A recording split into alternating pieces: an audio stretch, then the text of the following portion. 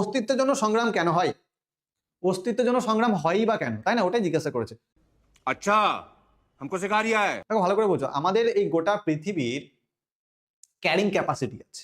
Carrying capacity in the sense, তুমি একটা cycle চালাচ্ছ, তুমি স্কুল যাচ্ছ সাইকেল চালিয়ে, সবুজ সাথী করে স্কুল যাচ্ছ তুমি।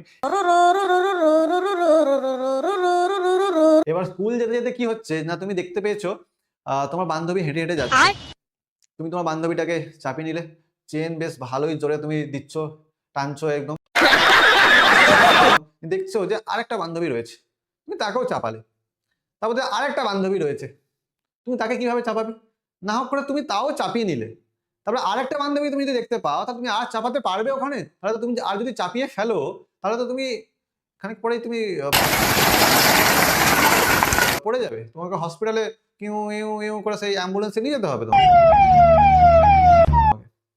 তার মানে হচ্ছে তোমার ওই সাইকেলের একটা ক্যারিং ক্যাপাসিটি আছে, যে 2 থেকে 3 জনের বেশি ওই সাইকেলটা টানতে পারবে না বা তুমি চালাতে পারবে না, ওটার পজিশনটা আর পাওয়া যাবে না, তাই না?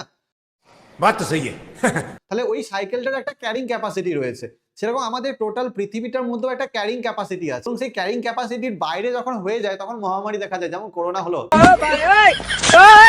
তারাও 100 বছর আগে যেমন প্লেগ হয়েছিল, কলেরা হয়েছিল, প্রত্যেকটা 100 বছর পর পর যখন মানুষের অতিবৃদ্ধি হয়ে যায়, বসবাসের জন্য অযোগ্য হয়ে ওঠে আমাদের এই পরিবেশটা, ক্যারিং ক্যাপাসিটিটাকে ছাপিয়ে যায়, তখন কিন্তু আমাদের অটোমেটিক প্রকৃতি নিজেদের কোন যারা যারা ফিট তাদেরকে নির্বাচন করে নেয় এবং বাদ বাকিগুলোকে এলিমিনেট করে দেবে না, তারা মারা যায়। বোঝাতে পারলাম?